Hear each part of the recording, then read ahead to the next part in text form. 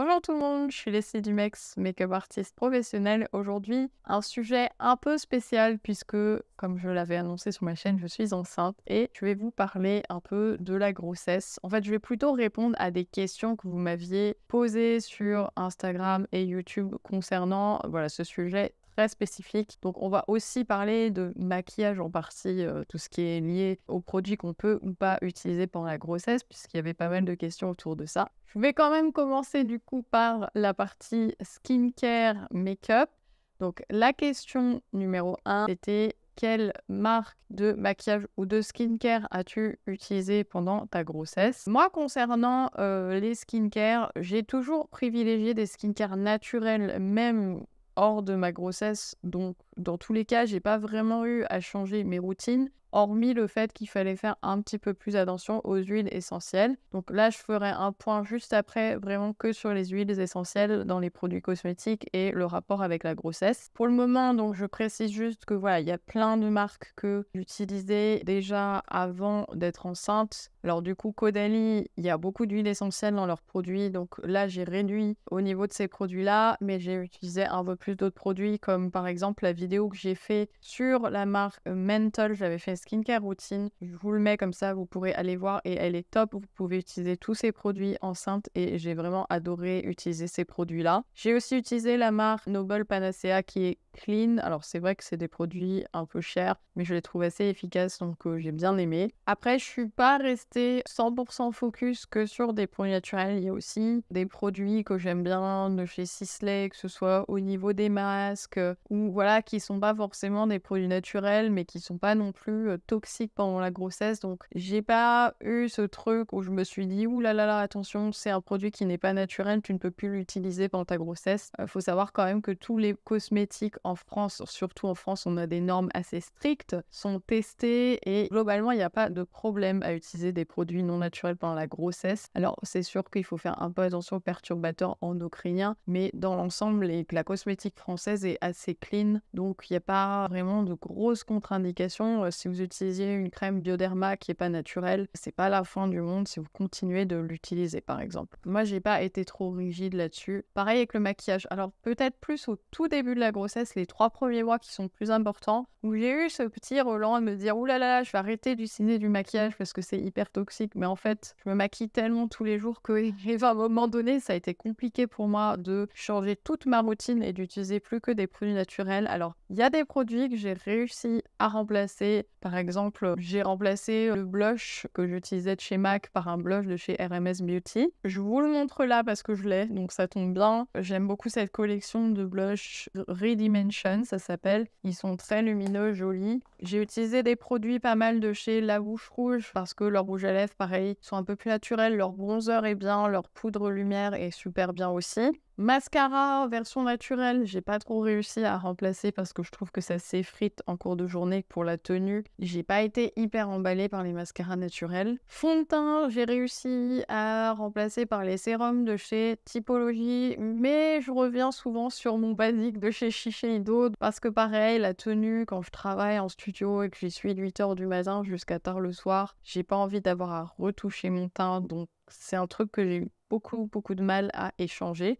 Après, voilà, il y a plein de marques qui font des bons produits naturels, que ce soit Ilia, RMS, Westman Atelier, La Bouche Rouge, Last, enfin j'en passe, il y a énormément de marques naturelles qui sont super bien. Donc vous pouvez complètement, si vraiment c'est hyper important pour vous, remplacer toute votre routine make-up par des produits clean. Donc voilà, moi après j'ai vite re-switché sur mes produits habituels et on va dire que j'ai pas été forcément hyper regardante sur 100% des produits que j'ai utilisés. Pareil pour les vernis à ongles. Bon, on dit d'éviter de mettre du vernis à ongles pendant sa grossesse parce que voilà, c'est pareil assez toxique. Après, il y a des marques comme Cure Bazar, plein d'autres marques d'ailleurs, je connais même pas les noms, mais qui font des vernis un peu plus clean aussi au niveau des compositions. Moi, personnellement, je fais du gel en ce moment parce que si je mets du vernis, je vais l'enlever tous les 3 jours parce que je vais l'abîmer, alors que le gel, je le change que toutes les 1 fois et demie, donc j'ai l'impression de mettre un peu moins souvent des produits que si je faisais du vernis. Et comme avec mon travail, on filme mes mains, je peux pas me permettre d'avoir les ongles sans vernis ou sales, ou voilà, ça, c'était pas une option pour moi. Donc, moi, je suis pas du tout dans le jugement de ce que font les gens. Si vous vous sentez bien à mettre du vernis pendant votre grossesse, il faut mieux mettre du vernis et de pas se sentir stressé. Ça sert à rien de culpabiliser. Et j'ai des gens qui sont venus me dire sur Instagram: «Ah, mon Dieu, tu fais tes ongles enceinte, c'est horrible». Oui, bah, peut-être que moi, je fais mes ongles enceintes, mais il y en a qui ont fumé, qui ont bu et j'ai pas fait tout ça. Donc voilà, on est tous, on tolère des choses différentes et je pense qu'il faut pas se flageller avec ça parce que le bébé va très bien et quand les bébés naissent dans l'ensemble, je vois mes amis autour de moi, les bébés sont en bonne santé malgré tout et en plus, ils se prendront des pollutions bien pires à l'extérieur quand ils sortiront respirer l'air que ce qu'on peut leur infliger. Le corps filtre quand même énormément aussi les toxiques, hein. Faut pas croire que 100 des toxiques passent le placenta déjà. Donc ne vous mettez pas la pression. Enfin, moi, je me suis vraiment pas mis cette pression et au moins, j'ai bien vécu ma grossesse. J'ai quand même pu me sentir jolie, pouvoir faire mes cheveux, mes ongles, mon make-up et pour moi, en plus, en vue de mon travail, de toute façon, ça n'aurait pas été une option de ne plus me maquiller ou ne plus me coiffer. La question numéro 2, quels sont les soins anti-vergeture que j'utilise ou que j'ai utilisés? Au tout début de ma grossesse, je vous l'affiche à l'écran parce que je ne l'ai pas avec moi, j'ai utilisé le soin anti-vergeture de chez Velleda. J'aimais bien la texture, j'aimais surtout beaucoup l'odeur, il sent très bon, il est agréable à utiliser. Après bon, j'avais envie d'en tester d'autres, puis on m'en a envoyé d'autres, donc petit à petit, j'ai acheté celui-là qui est le grand classique, le Bee Oil. Alors celui-là, c'est le Bee Oil naturel, parce qu'il existe aussi la formule pas naturelle, mais j'ai vu que pour le coup, il était pas très bien noté, donc je suis restée sur la formulation naturelle et la texture. Tout, je l'ai vraiment trouvée hyper agréable. Elle est un peu plus épaisse, un peu plus riche que les autres huiles, un peu moins sèche. Ouais, je dirais que, par exemple, la formule de chez Velleda. Mais alors, du coup, ce que j'aime bien, c'est que j'ai l'impression que l'huile elle reste plus longtemps et hydrate la peau de mon ventre plus longtemps, de par cette texture un peu plus grasse. Du coup, à l'opposé, j'avais reçu celle-ci de chez Daylily, huile sensorielle. Elle sent la vanille. Alors, elle sent hyper bon. Mais pareil, elle est beaucoup plus sèche. Alors, j'aime bien la mettre du coup le matin, même si elle est marquée qu'elle est pour le soir, parce que j'aime mieux le Bee Oil pour le soir. Vergeture maternité de chez Gestarel, je l'avais acheté en pharmacie. Elle est naturelle et pareil, la texture, elle est un peu plus liquide. C'est entre les deux, c'est entre le Bee Oil et l'huile de chez Daylily en termes de texture. Elle est un peu plus fluide que le Bee Oil. Et après, moi, ma petite astuce personnelle, c'est que je mélange toujours dans mon huile une crème et j'ai ce baume Atoderm qui est un baume vraiment très riche, très réhydratant de chez Bioderma. Donc, je mets toujours une pompe de ce baume que je mélange avec mon huile et je masse, voilà, 2 voire 3 fois par jour. Je mettais le matin, dans la journée, dès que je pouvais en remettre, j'en remettais et le soir pour vraiment pas avoir de vergeture. Pour le moment, je n'en ai pas eu. Il me reste encore un mois. En général, c'est vraiment vers la fin qu'on peut avoir le ventre qui craque. Donc, c'est pour ça qu'il ne faut pas lâcher. Il faut en mettre dès le premier jour où vous savez que vous êtes enceinte. J'ai vraiment commencé le premier jour où je l'ai appris et j'ai continué. J'ai vraiment jamais arrêté jusqu'au 8e mois et je vais continuer jusqu'à l'accouchement. La troisième question, c'était sur les huiles essentielles. Attention, on n'arrête pas de vous faire peur enceinte avec les huiles essentielles. En plus, il y en a dans beaucoup de cosmétiques, surtout dans les cosmétiques naturels. Donc, c'est vrai que c'est pas simple au début. On veut se mettre au naturel, mais en fait, il y a plein d'huiles essentielles dedans. Donc, je vais faire un petit point là-dessus. Oui et non. En partie, vous pouvez utiliser des huiles essentielles pendant la grossesse. Ça dépend lesquelles et ça dépend à quel mois de grossesse vous vous situez. Les 3 premiers mois, c'est là où l'embryon se forme. On évite les huiles essentielles sur ces 3 premiers mois. Donc, on évite aussi les cosmétiques avec les huiles essentielles. Après, il ne faut pas être complètement rigide. Les cosmétiques sont très peu dosés en huile essentielle. Donc, logiquement, quand vous mettez une crème, car un peu d'huile essentielle, c'est tellement minime dans sa composition que vous avez très peu de chances quand même de tuer votre enfant en ayant mis une crème aux huiles essentielles. Donc, pas de panique. Par contre, les huiles essentielles concentrées que vous pouvez utiliser pour parfumer chez vous, dans vos parfums d'ambiance, ou les utiliser en application cutanée pour je ne sais quelle raison, là, c'est beaucoup plus concentré et c'est surtout à ces produits-là qu'il faut faire très attention. À partir du 4e mois, vous pouvez donc réutiliser des produits avec des huiles essentielles en petite quantité. Attention, voilà, pas trop en mettre. Moi, il y avait une lotion de chez Caudalie que j'adore, Vinopure, qui contient des huiles essentielles. Je pouvais pas m'en passer, je ne l'ai pas utilisé pendant 3 mois et je l'ai réutilisé à partir du 4e mois de ma grossesse. Il y a aussi des huiles spécifiques, par exemple, alors, je me les étais notées, je vais vous les dire rapidement. Basilic, camomille, agrumes, citron, orange, mandarine, eucalyptus radié, citronné, lavande et ravinsara par exemple. Vous pouvez les utiliser pendant la grossesse, elles ne sont pas à risque. Par contre, il y en a qui sont à risque comme la menthe poivrée par exemple. Je m'étais noté le camphre, menthe poivrée, eucalyptus mentholé, la sauge officinale, l'aneth, le romarin. Par exemple, ça, c'est des huiles à éviter pendant la grossesse. Donc, vous pouvez très bien regarder quelles huiles sont dans vos cosmétiques. Est-ce que c'est celles à éviter ou pas? Mais dans les skincare, en général, voilà, c'est très peu concentré. Il n'y a pas des risques énormes non plus. Je ne sais plus à la question combien, je crois qu'on en est à la 4e question, si je ne dis pas de bêtises. Alors, question suivante. Sur l'alimentation, on m'a demandé est-ce que je prenais des compléments alimentaires pendant ma grossesse. Je prends les compléments alimentaires que la sage-femme m'a donnés. Il n'y a pas besoin de vous complémenter vous-même parce que de toute façon, le gynécologue ou la sage-femme va vous faire des bilans sanguins et vous donner en fonction de vos carences. Moi, j'avais vraiment pas de carence, mais je crois qu'il donne ce complément à quasiment tout le monde. Moi, celui que je prends, ça s'appelle le Gynéfam. En fait, c'est une gélule qui a tout d'un coup, donc c'est très bien. Vous n'avez pas à prendre 15 000 choses. Je prends une gélule par jour le matin. Elle existe d'ailleurs aussi en version allaitement pour celles qui souhaitent allaiter leur enfant et avoir toutes les vitamines, tous les minéraux associés. On m'a aussi donné du fer, mais je crois que du fer, ils en donnent pareil à tout le monde à partir du 2e trimestre de la grossesse, 2e et dernier trimestre. Sinon, je me suis pas amusée à prendre quoi que ce soit. J'ai une alimentation équilibrée, donc j'avais pas besoin de compléments. Par contre, si vous mangez très mal, il est fort possible que vous ayez un besoin de compléments alimentaires. Après, sur l'alimentation en général, on vous dit voilà, d'éviter les fromages, les produits non pasteurisés, parce que ça, c'est lié à la listériose, à la toxoplasmose si vous ne l'avez pas eu, mais ça, on le retrouve majoritairement dans tout ce qui est viande rouge crue, les poissons crus également, ou si vous jardinez, là, il faut vraiment se blesser ou mettre les mains à la bouche, donc bon, c'est un peu aussi tiré par les cheveux. J'ai fait du jardinage enceinte, j'ai pas attrapé la toxoplasmose. Pareil pour les chats, ça va vraiment venir des excréments, donc vous pouvez avoir un chat enceinte sans attraper la toxoplasmose. Vous demandez à votre compagnon de changer la litière et tout se passera très bien. Pareil, on m'a demandé s'il fallait manger 2 fois plus pendant la grossesse. Alors non, il faut pas manger 2 fois plus pendant la grossesse. Il faut manger 2 fois mieux peut-être. Vous pouvez augmenter les quantités parce que forcément, vous allez avoir beaucoup plus faim. C'est normal, c'est les hormones, ça vous donne faim, mais en fait, c'est pas une excuse parce qu'on se dit un peu « Ah cool, je suis enceinte, donc je peux manger plus ». Donc en général, on se lâche, mais franchement, même moi, ça me l'a fait. Pourtant, je suis assez raisonnable à la base, je vais au sport, je fais attention à ce que je mange. Mais après, non, j'ai pas mangé 2 fois plus. J'ai essayé de manger voilà, des bons aliments, des légumes pour avoir des vitamines, avoir quand même une jolie peau. J'avais pas envie de prendre 30 kilos et de me sentir mal dans ma peau. Donc j'ai juste bien mangé et en vrai, pour le moment, j'ai pris que 8 kilos. Donc je suis restée active, j'ai pas arrêté mes activités habituelles. Et bon, après, j'ai eu de la chance, ma grossesse se passe très bien, mais je sais que c'est pas le cas pour tout le monde, malheureusement. Mais après, il faut aussi, c'est psychologique, hein, il faut aussi, des fois, c'est dur, il faut se motiver parce qu'on est fatigué, on n'a pas forcément envie. Mais je pense que, franchement, pour ce qui est de l'alimentation, c'est quand même important. C'est un peu comme les cosmétiques, voilà, on va pas prendre des choses qui sont mauvaises pour notre santé, donc on va faire aussi attention à ce qu'on va manger.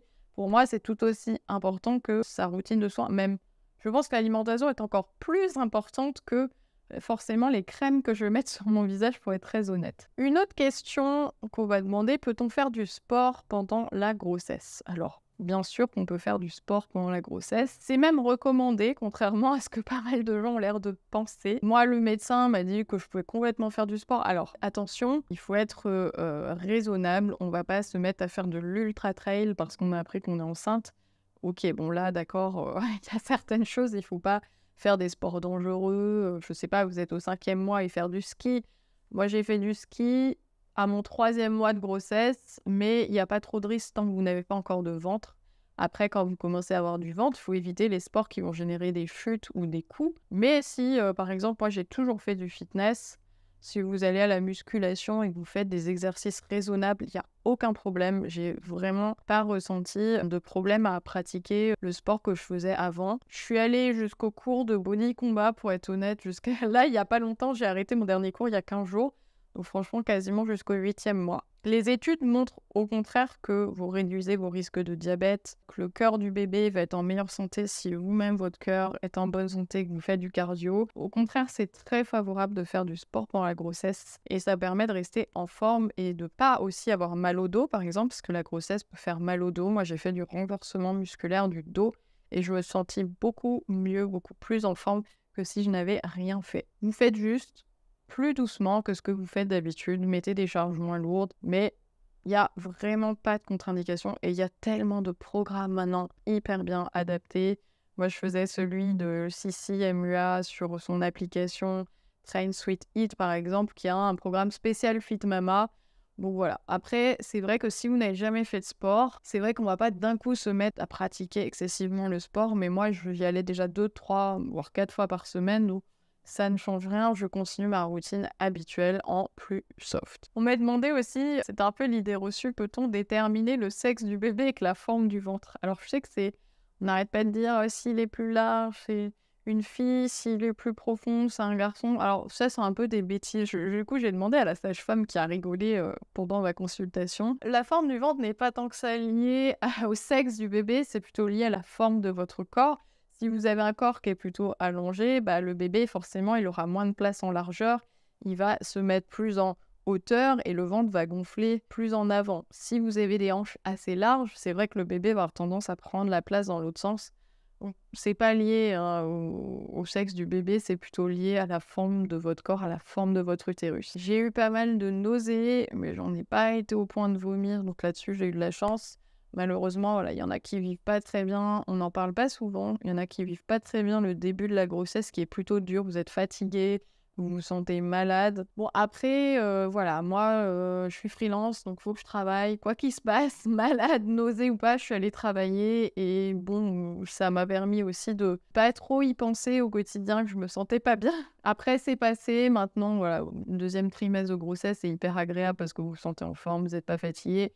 Et c'est vrai qu'à partir du 8e mois, on se sent à nouveau un petit peu fatigué. Ça va, il faut juste se ménager un peu plus que d'habitude. La question suivante, c'était comment anticipes-tu les premiers mois après ton accouchement, entre ton travail, le repos, en termes de bien-être également. C'est vrai que bon, après moi, comme j'ai toujours été un peu désorganisée de par mon travail, ça va me forcer un petit peu à m'organiser davantage entre la nounou qui aura des heures un peu précises. Après, je me dis que tout le monde y arrive, donc j'ai pas d'inquiétude par rapport à ça. Je vais m'organiser, je vais faire garder le bébé quand il faudra, et puis j'irai au travail. J'ai mon conjoint, heureusement, qui est présent, qui est même très présent, donc qui va m'aider à gérer un peu la reprise aussi du travail. Je travaille pas forcément tous les jours, donc j'ai cette chance de pouvoir aussi, je pense, entre-temps me reposer. Je sais pas si après, quand on vient d'avoir un bébé, on se repose tant que ça, je crois pas. Mais j'ai toujours eu ce truc très positif de me dire de toute façon, je vais pas avoir le choix, je vais être en forme, je vais y arriver et puis je vais de l'avant. Donc voilà, je vois autour de moi, il y a plein de copines maquilleuses qui s'en sont très bien sorties. Donc je m'inquiète pas en fait, je suis même plutôt très heureuse d'avoir l'arrivée de ce bébé et je me dis que ça va me booster à travailler encore plus et à réussir encore plus pour lui offrir une belle vie, des belles choses. Une dernière rubrique qui était les vêtements. Quelle marque as-tu porté pendant ta grossesse ou acheté des maillots de bain? Alors j'avoue que franchement, j'ai pas acheté des maillots de bain de grossesse. Je suis allée chez Etam ou dans les boutiques où j'allais habituellement. J'avoue que franchement, j'ai pas acheté des maillots de bain de grossesse. Je suis allée chez Etam ou dans les boutiques où j'allais habituellement. J'avais un très beau maillot de bain pain de sucre qui me va parfaitement pour ma grossesse. Et comme j'ai pas beaucoup grossi, j'ai pas eu trop de problèmes de maillot de bain.